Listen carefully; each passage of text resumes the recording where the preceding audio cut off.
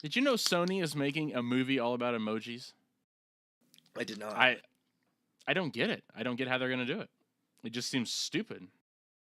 That's weird. Yeah, I can't fathom how someone goes in. They're like, we're gonna give you $100 million to make a movie about emoji. Yeah, I don't know. I mean, what do you do? What's the premise? What are you supposed to do in this movie? Who knows? They've just said they're calling it the Emoji Movie. I feel like I could be the guy who could make a living out of going in and talking them out of wasting $100 million to make an emoji movie, and they just pay me like $10 million, and I'm good with that. Yeah. As many bad ideas as Hollywood has, I would be a billionaire in like 3 weeks. Yeah, I mean, you wouldn't even have to charge much, and you'd still be a billionaire. Yeah. I would find it hard to not become a billionaire, probably. I'd be like, really? Twilight? It might surprise you. It might be a winner. 3 of them? I think there was 4 of them. Ugh. It's even worse. Not that I watched them all in theaters with my wife. We're not here to judge. This is a safe place. See, now I gotta look. I need to know if it really is 4. I will actually pretty soon. I tell you, I got the keyboard this week. I bought a MIDI keyboard. There's 5 Twilight movies. 5? Woo! Did you get a mini keyboard? I bought a MIDI keyboard specifically to do more like sound effects and music and stuff for podcasts. So hopefully soon our sound will go through the roof in awesomeness. I mean, I just got to figure out how music works, but you know, it's pretty neat. I really like it. Yeah. I haven't had much time to dedicate to it, but I have it. It's in the building. It's in the That's works. the hard part, you know, just ordering from Amazon. Yeah. And I wish I would have shot some video for the YouTube version. Yeah. Definitely got to do that. Yeah, it would be neat. You know, like thinking back, I wish when we did the first episode, we could have had like the Instagram and the Twitter to post photos of the cards and highlight what we were talking about. Yeah. Eh. Hindsight's 20/20, you know. Enough reminiscing. We are live. We're gathered here today to talk about Takenoko. I'm Matt, joined as always by my co-host Michael. Hello. And today we're going to have, I believe, 2 slightly different opinions of the game we played. Unfortunately so. I'm very surprised. It's not, okay, I didn't dislike Takenoko. I thought it was a alright game. What didn't you like about it? I mean, parts of it were a little hard to follow, and I just didn't feel myself getting into it. Like, I guess there's so much to keep track of, it seems. It gets easy to kind of just, you get, like, caught up in management. And you're doing so much management that you kind of forget to have fun. As you know, like, for comparison's sake, like, Ticket to Ride is so simplistic that you got really one thing to focus on. And you can really, you know, even Dead of Winter has a lot of management stuff, but it doesn't seem like you're doing so much management all at once that it's overwhelming. I guess Takenoko is not overwhelming. Like, you know, this is a horrible first world problem I'm complaining about. But I don't know. And I wanted to like it so much. The box art is gorgeous. It looks so cool. It was very high quality, from the cards to the pieces, the board. I mean, I can't speak highly enough about the quality of the game. No, it is a good looking game. I mean, everything about it. Even the little miniatures in it. Yeah. So what draws you to Takenoko so much? I mean, it seems surprisingly enough, most people find it pretty simple to pick up. So it's a pretty good game for me to play with some of my non-gamer friends that they can pick up and go with it. You were worried about having too much to manage. Maybe there are 3 different types of cards you try to collect in the game to score points on. Maybe had you just concentrated on one type of card, maybe that would have helped. Instead of trying all 3 different types at the same time. Could be. That might have been part of it.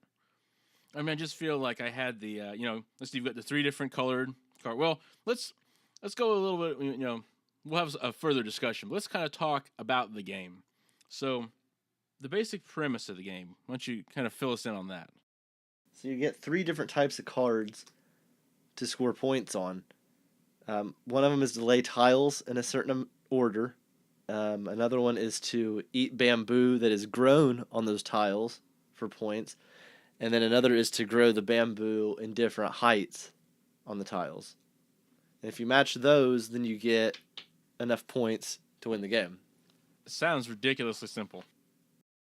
I mean, it really is. But there's to me, there was so much in the execution. Like the miniatures, for example. There's a farmer and a panda bear. And they have competing goals, essentially. You use your farmer character to grow the bamboo, and your panda to eat it or take it away, clear it off the board. And to grow the bamboo, you'd want to lay a tile on a water source, and every time you do that, it would grow 1 bamboo. And then you can move the farmer onto it to grow additional bamboo, or you can move the panda on it to eat down that bamboo. Is it the issue of that everybody plays the same 2 characters on the board? Is that the issue that was confusing, maybe? No, and I'm not even sure I would use the word confusing. Like, the mechanics of the game, I didn't have a problem with. It was just the layering of it. Like, okay, for example, there's 3 different colored tiles, the green, the yellow, and the pink that you can lay down. And each represents a different color of bamboo. And the different colors of bamboo are just using different combinations for different goals. So, like, one of your goals might be to get 4 tiles with 4 pieces of bamboo stacked on them a piece. Or another might be to, get 2 pink, or 1 pink, 1 yellow, 1 green. It's just different combinations. These tiles can also have modifiers built into the tile that say the panda can't eat that tile, or the tile will grow at double the rate. And some, I'm not sure if all, but some of these at least also come in the form of tiles that are not on the pieces that you can add to any other piece. So now, you see that the complexity kind of levels on. Yeah, I mean, I understand it. There could be. I mean, it's hard to explain to people. Yeah. I mean, once you figure it out, it is easy to go and flow with the game. But when you open the box, it is overwhelming. There's so many pieces. You have all these different options you can go with. But I mean, a lot of the people like it. Once you get going, is the simplicity of the game is what really draws it into most people. But yes, the opening up, it is very overwhelming. And it may just be one of those games that I didn't get it coming right out of the gate. And you've got another aspect that, again, I don't think it's difficult, but it's not top of mind, and I didn't think about it. You have the center of the board is always the water source.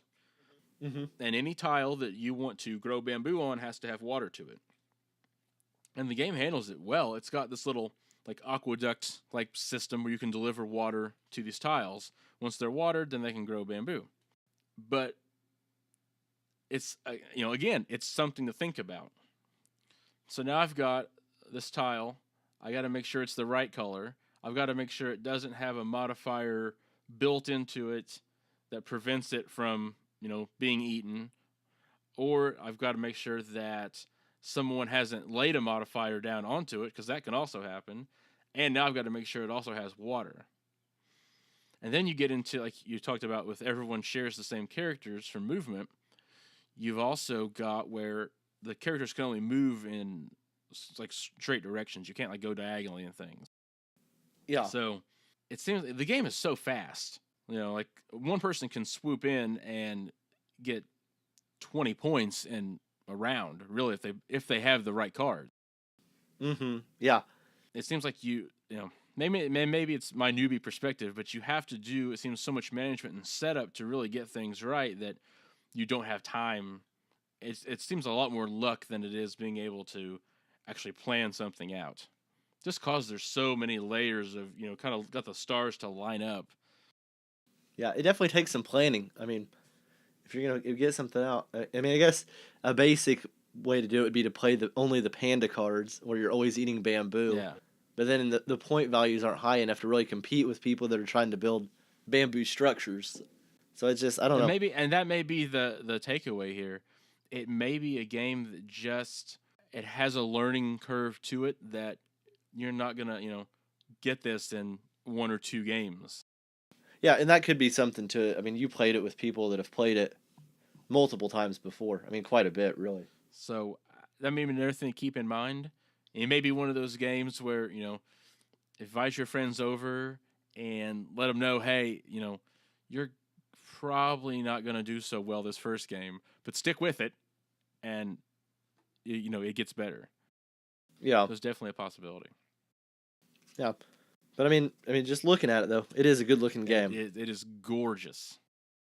Good art, good colors, very vivid colors. And everything from the box, even. I mean, the outside the box is even gorgeous. We posted some pictures on the Instagram and our Twitter account while we were playing. They're just go check them out. They're great. At Tabletop Life Instagram and Twitter. So let's talk about the rules.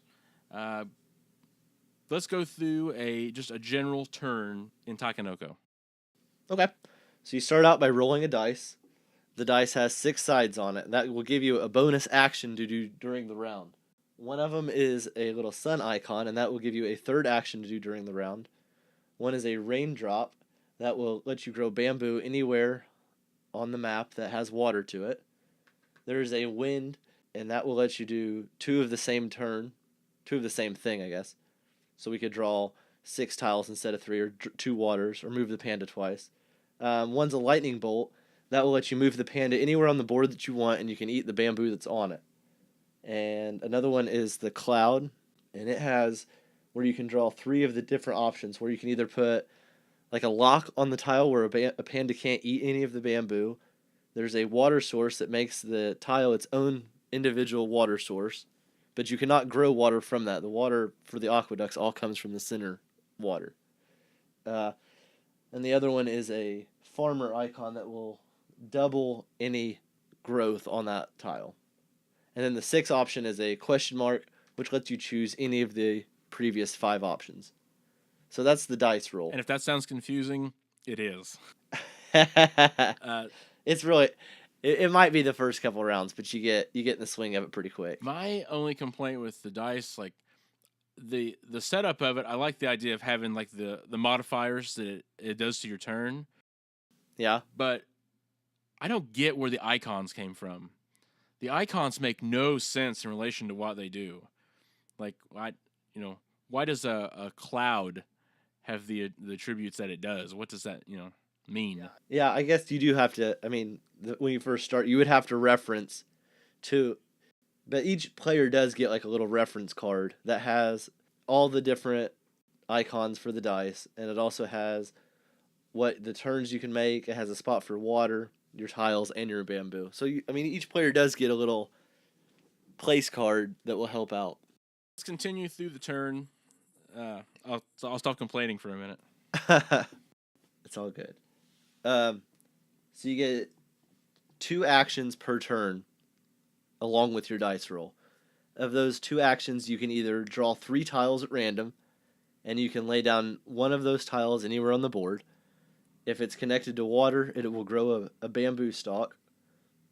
The second option would be to take an aqueduct. The aqueduct can be played at any time. You can keep that on yourself until later in the game. The third option is to move the farmer. The farmer, when you move it to any tile that has water, it will grow a bamboo. If it has a bamboo on it, it can grow additional bamboo on top of it. The bamboo is stackable, and the game lets you build up to 4 high. The 5th option is a panda. The panda moves to each bamboo spot. You can only move in a straight line, but it will eat the top bamboo off of each spot that it goes on. And then the 6th option is to draw cards. There are 3 different types of cards. One of them is to place land tiles in a certain order. You'd put, we'll say, 3 greens in a row or 2 pinks separated by 2 yellows. There's a card that lets you eat the bamboo. There's 3 different types. You can eat the green, the pink, or the yellow. Some of the eating bamboo have the 3 different types. Those are worth the most points. And then the other the other card is where you can grow bamboo in specific heights. And those are usually the highest scoring cards, but they are the hardest to get. It takes a lot of planning. Some of them are to get 3 different stacks, 3 high. That takes a lot of planning. Other players can throw off your plans by eating bamboo in certain spots, and that will really cancel out where you're trying to build. And that part does get a little tedious throughout the game, trying to keep up with that. Another thing to note, like when you're starting off and placing your tiles, from the beginning, you have to stick to the around the water. So you can't just go branching off and kind of building your own little island. Like if there's an open slot, and I guess we should notate all the tiles are octagon shaped. It's like a stop sign. So they all kind of fit together. Yep. So if there's one side of that initial water tile where the game starts off that's open, you have to place your tile there. You can't just keep playing off and off and off. So it kind of keeps it in like a circular rhythm until the board gets established a little bit. Yeah. I mean, if you lay a tile, it has to either play off a tile in the water or it has to play off 2 tiles side by side. You can't just build off one after another like that. They have to continually build off of each other. It helps keep some consistency to the board, like you said, so it doesn't just get rowdy on one side and out of control. Yeah, it is. I mean, I enjoy the strategy of it. I feel like you can win in multiple ways. I think, personally, that the least effective way would be playing the blue cards, which are the land tiles where you try to build land. I really feel like you can chase 1 or 2 cards the entire game before you ever get anywhere, because the land tiles, they have to be irrigated to count for the card. And by the time you lay the tiles and get the water, the game's over. Yeah, totally. I mean, really, a good strategy would either be to chase the panda the whole game and just try to get it over really quick. As soon as, I mean, depending on how many people are playing, once you play, let's see, with 2 people, if you play 9 cards, it ends the game. 3 people, it's 8 cards, and 4 people, it's 7 cards. Once you lay that 7th, 8th, or 9th card, that ends the game. There's one more turn, and it's over. So if you burnt through it and did pandas every time, maybe you could beat everybody to the punch and win the game that way. But you have to move the panda at least every turn. Sometimes probably even double, really. Yeah. Now, there is another aspect of luck that can kind of play into this, where other people, by their own knowledge or not, can complete things for you. Yeah, if somebody else the board's open to everybody. Everybody plays the board. Yeah, and this was something that took me a couple turns to wrap my head around. But say Michael has got a card where he's trying to build up, stacks of green bamboo, and I need that, very similar thing. He can achieve his goal and indirectly achieve mine for me. And I can just play that card then. It's done. I don't have to do anything else. So this is nice. So if I'm off chasing the panda, like he was saying, he can actually, I know it sounds like a drug reference, but it's not. It's just really nerdy. He can actually help me beat him. Oh, yeah. Kind of cool. I give that. I mean, what do you think? We've played 2 games of it now. Would you play it again? I would play it again. That's the thing, is I like the game. I really do. I want to like the game. I have a lot of reservations so far about managing it all, and just, the whole point of playing these games is to have fun, to relax and just, kick back and laugh with your friends and enjoy your time. And so far, I've had fun with Takenoko, but I haven't had as much fun as I have other games. Yeah, there's definitely a gulf there for me personally, at least. And I think so far I'm an outlier, but I mean, if you called me up right now and said, "Hey, let's play Takenoko again," I'd take you up on it. I would at least, I can't say I'm having a bad time playing it. There is hope for me yet as a Takenoko player. Well, that's good, because we have plenty of time to play it. Yeah. Did we ever make an intro for the game? I don't think we did. Where we say what ages, time, Yeah, we did. how many people. I don't think we did. We need to do that. We kind of went from talking This into. this is the backwards episode. We are doing everything completely reversed. Throw out the notes. Start at the bottom. I'm not even sure. So- I'm not even sure how much I'm going to edit this. This is just too good. Yeah, I'm just gonna flow with it. Gosh. If some way you could play it in reverse, that would be best. But Remember, like old records, people would play them backwards, and it was like devil, music. That's how this podcast is going to be. If you play it backwards, you'll hear the satanic version of whatever game we played. Today's game that we've been talking about is Takenoko. You've probably heard us mention that several times. It's designed for ages 8 and up.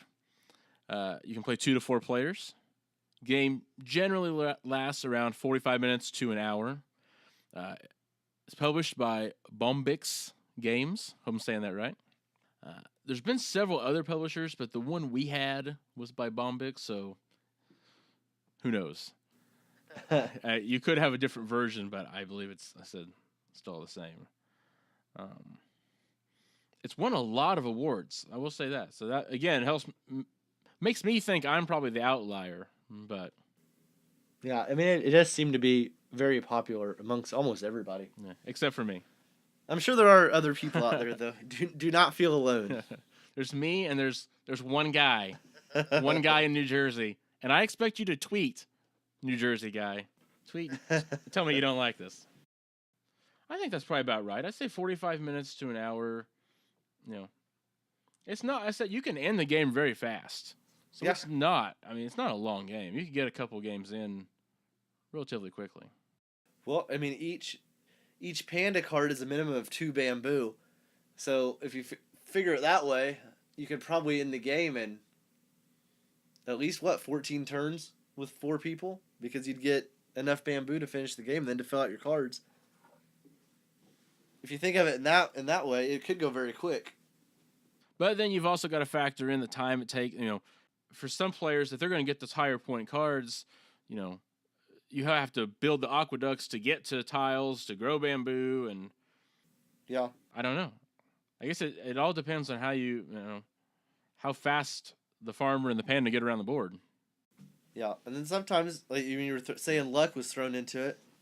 Sometimes the dice roll is what can get you a card. I mean, you might be 1 short on a stack to make 3 and roll a raindrop, and you grow your 3rd one, and that got you 7 or 8 points.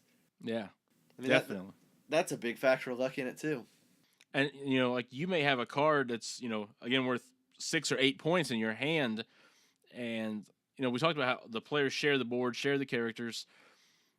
If your turn passes up and you kind of have that opportunity at the moment, because that next player may shift the character and really take away your opportunity to exercise that card.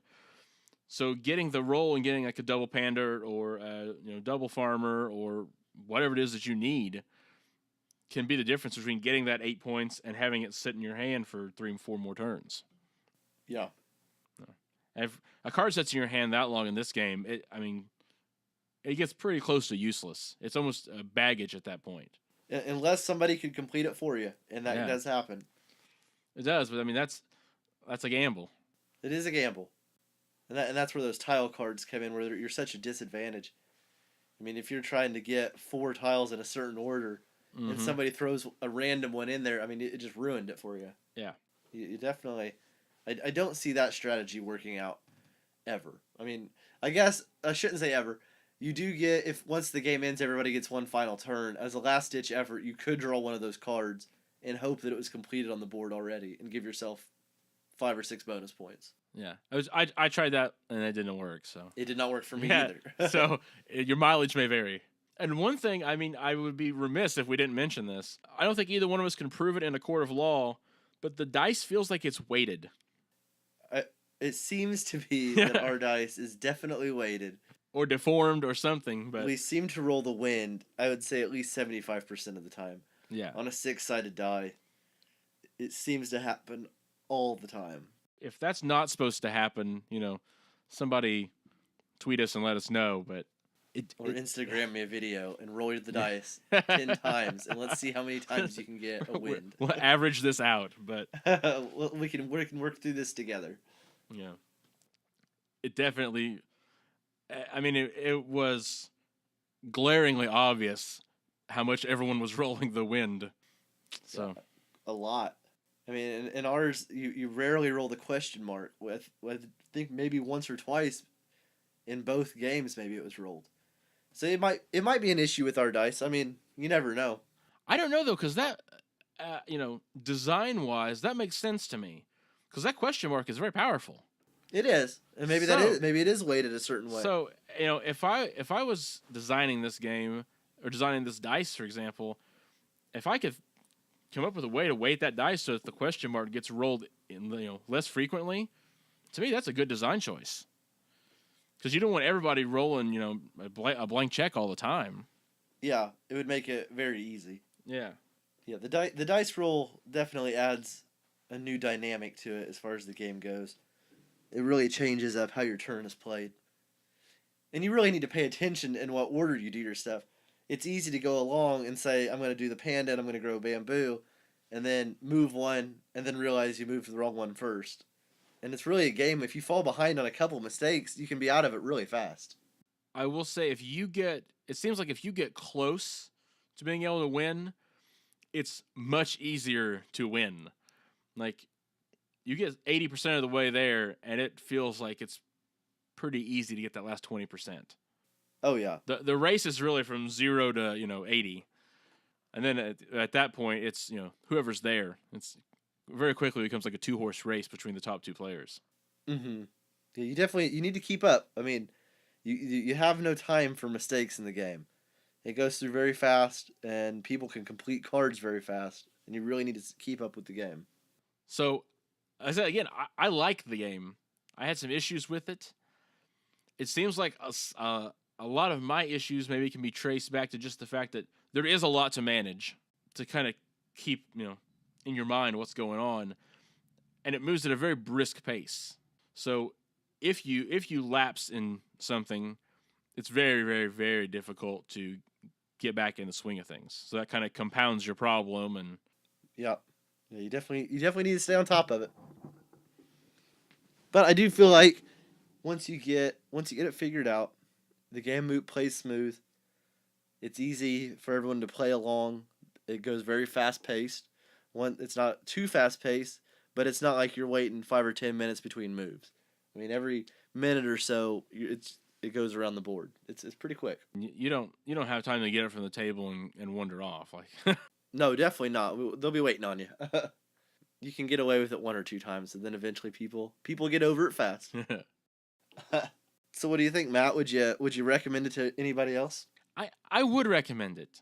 I said it definitely, for me at least, it has some growing pains, but I mean it was an enjoyable time playing it. There's aspects to the game that maybe I wish were easier to grasp or not as complicated to follow along with, but I think it's kind of that perfect storm.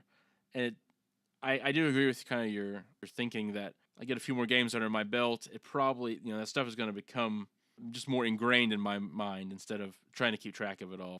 Yeah. Consciously. So yeah, I would definitely say, let me phrase it like this.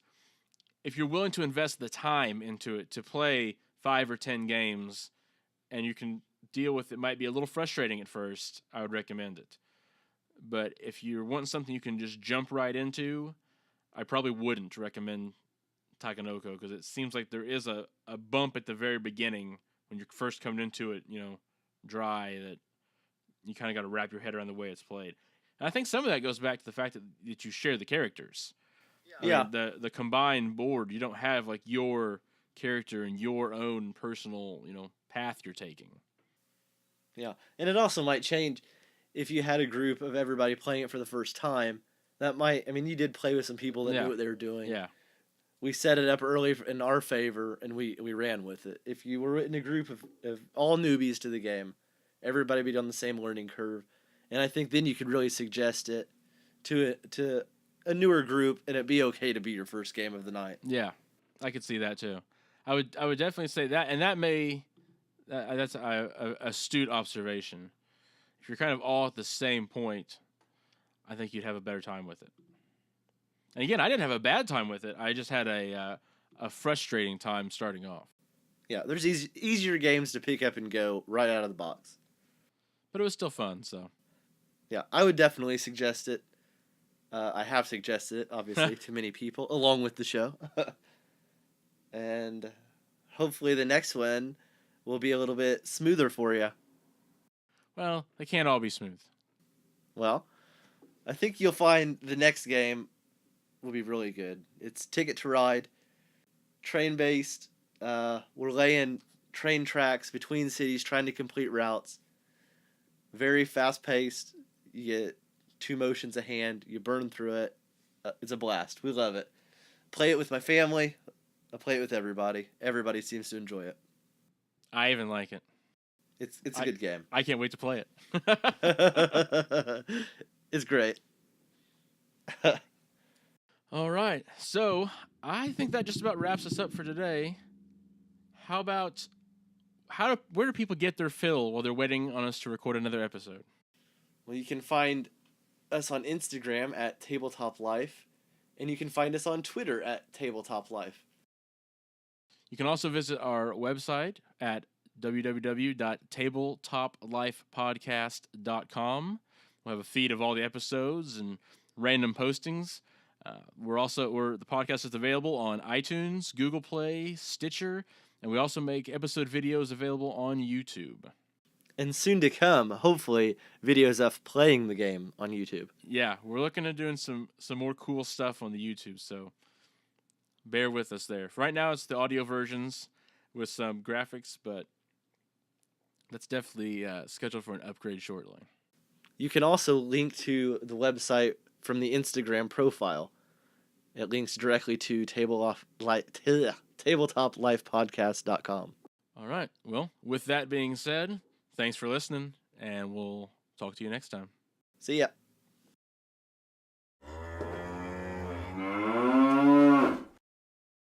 All right.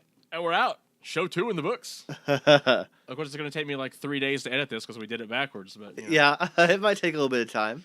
Yeah. My bad on that one. Probably should have followed the notes a little closer, but I didn't either, so don't feel bad. I'm now going to live podcast an attack on Boom Beach. Everybody, hold on to your butts. What's that mean? Boom Beach is a app game on your phone. It's not on my phone. Not on my phone, it's not. Well, it should be, because it's only the best damn game out there. And, I'm pretty serious about this.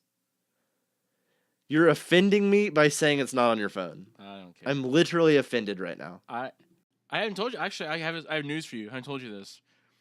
We at Creative Avenue shipped our first Mac app today. Nice. It's in the store now. How was that? Was it feel pretty good about it? I do. I mean, WWDC is next week, so it's kind of like the last little thing that I'll... WWDC sounds like a wrestling show. It is. It's the Is it? Is it just you guys at the office wrestling? It's the annual Apple wrestling pay-per-view they do every summer. No, it's the Worldwide Developers Conference for Apple developers. Well, it sounds like a really awesome time. It is the nerdiest thing, I believe. Next to Google I/O, Google's nerdier than us because the Apple guys are cool, but so it's like the second nerdiest thing that happens in the U.S. all year long. But it's you want to wind down stuff before it comes around because that's when they change everything. Yeah. But yeah, it's nice to get it out the door. It's not major. It's for the graphic designers. And this will tell you how simple it is. When you do like tickets and invoices and stuff, you have to number them, generally. And to do that in like the design software, you have to have a spreadsheet file that has all those numbers in it somehow. So the accepted way is to take and you go in like Microsoft Excel or Numbers or Google Sheets or whatever, and you fill in the first 3 rows. And then you can click and drag. and you drag and drag and drag and drag forever, however long you want it to, and it'll automatically fill the rest of them in for you. I've done invoicing before where I'm doing 5,000 at a time. And so you just kind of sit there and hold your mouse at the bottom of the screen for how many different minutes it takes your computer to render all that. So we just built a very simple little program where you tell it where you want to start, where you want to end, and you click a button and it just makes the file. Nice. So it can save you a lot of time if you're a graphic designer and find yourself in that scenario. I don't think it's going to be nothing we can retire on. But Do you seem to have a lot of people following the stuff that you're putting out there? we do. We have. I talked to quite a few users of Caffeine on a regular basis. What exactly is caffeine? I've watched like on Facebook, and I think I've got a grasp for it. Are you keeping like a caffeine intake track, or I mean, what are you keeping up there? That's exactly it. I thought that's what it was. Yeah. Both of these apps, ironically, were ones I developed for me, and then I just said, okay, why not? If somebody else wants them, I can maintain these things pretty well. Yeah, and people like actually use it. That's pretty cool. Oh yeah, we have thousands of users of Caffeine. Really? That's really cool. I didn't expect that. I expected maybe hundreds. I did not expect thousands. Maybe 14. I thought maybe it was like you and Brian and then like your grandma or something. I don't think Brian even has it. I totally did not successfully attack on Boom Beach, and I'm a little bummed.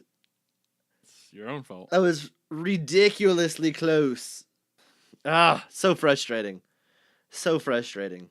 All right, so before we wrap this thing up, who you got in the finals? Because right now I'm thinking it's going to be the Warriors in 4. Yeah, it's definitely looking that way. I'm going to say Warriors in 5. Wow, that's gutsy. I think Cleveland has to get... And I wouldn't be surprised if Cleveland wouldn't get the next 2. That home court really... I mean, that's... You wouldn't think in that level of talent that it would matter, but it's pretty major. I'm thinking it's a lot of emotion. I saw bits and pieces of the first game. I didn't see the game 2, but just the fact they got beat by like 40 points in game 2. Like, a finals game should not be a blowout like that. Yeah, I mean, I've seen it happen a lot of times in basketball. If you let it get away for 3 or 4 minutes, you can fall 15 points behind, 20 points behind, and then just never recover the rest of the game. Kind of like Takenoko, I guess. It's like Takenoko. That's life, man. Oh, no. I'm the Cleveland Cavaliers of Takenoko. You are. Oh. Wow. Yeah, I think... what a way to end the show, huh? Yeah. Except you just alienated all of the Cleveland fans of the show. I'm sorry, Cleveland. We lost at least 2 people there. Gosh, there's going to be some angry tweets about that. Yeah. You're gonna get some hate. It's part of it though. You can't just throw out your opinion and expect everybody to accept it. It's all in good fun. I was happy for you when LeBron came back from Miami. Probably doesn't mean anything to you because none of you know who I am, but still, good for you. Yep, it's good stuff, Matt. All right, well, I think we got a winner here. I think I've offended everybody I can for one night. So. Oh, you could go much worse, but we might get pulled off the air. Yeah. So in lieu of that, until probably a good place to end it. Yeah. Until next time.